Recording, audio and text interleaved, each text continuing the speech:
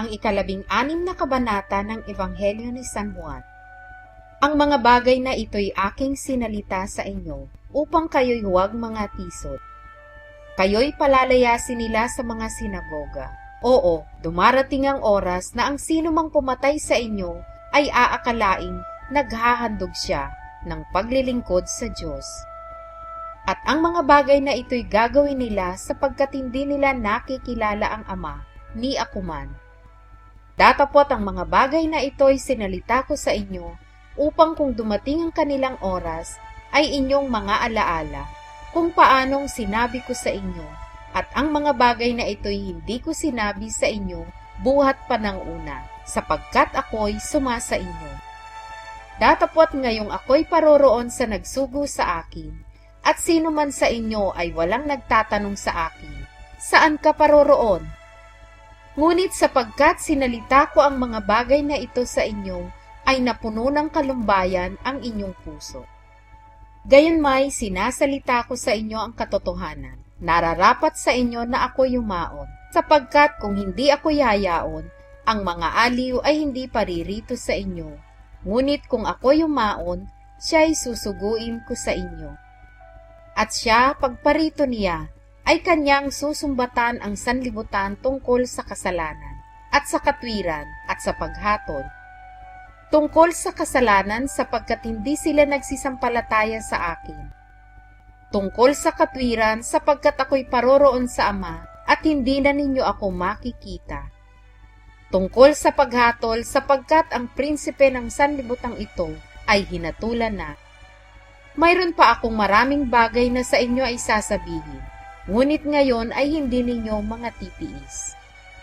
Gayunmay kung siya, ang Espiritu ng katotohanan, ay dumating, ay papatnubayan niya kayo sa buong katotohanan, sapagkat hindi siya magsasalita ng mula sa kanyang sarili, kundi ang anumang bagay na kanyang marinig, ang mga ito ang kanyang sasalitain, at kanyang ipahahayag sa inyo ang mga bagay na magsisidating.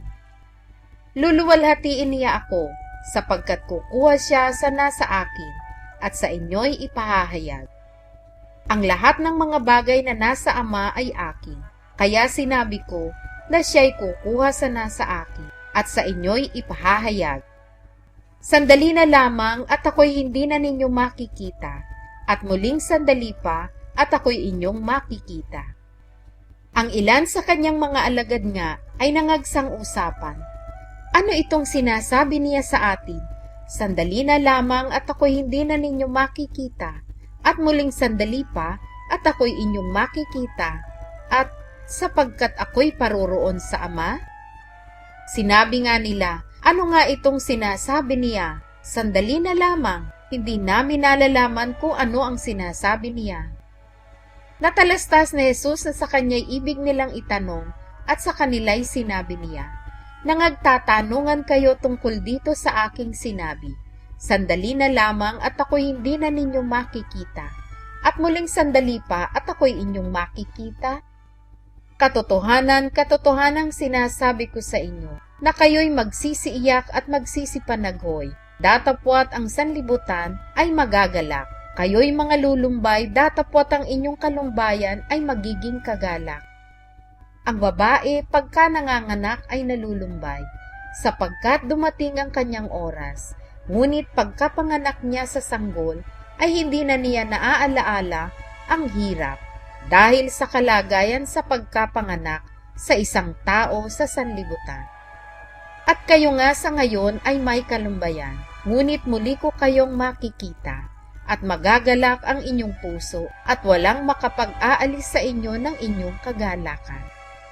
At sa araw na yaon ay hindi kayo magtatanong sa akin ng anumang tanong. Katotohanan, katotohanang sinasabi ko sa inyo, kung kayo'y hihingi ng anuman sa Ama, ay ibibigay niya sa inyo sa aking pangalan. Hanggang ngayon wala pa kayong hinihinging anuman sa pangalan ko.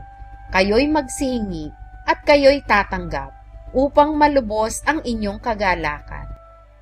Sinalita ko sa inyo ang mga bagay na ito sa malalabong pananalita.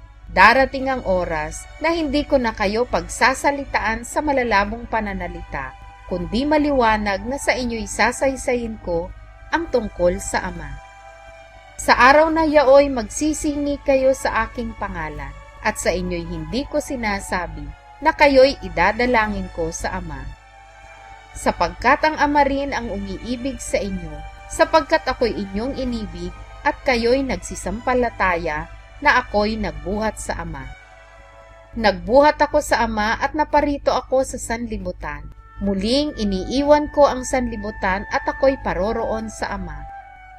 Sinasabi ng kanyang mga alagad, narito, ngayoy nagsasalita kang malinaw at wala kang sinasalitang anumang malabong pananalita. Ngayon ay nakikilala namin na nalalaman mo ang lahat ng mga bagay at hindi nangangailangan na tanungin ka ng sinuman.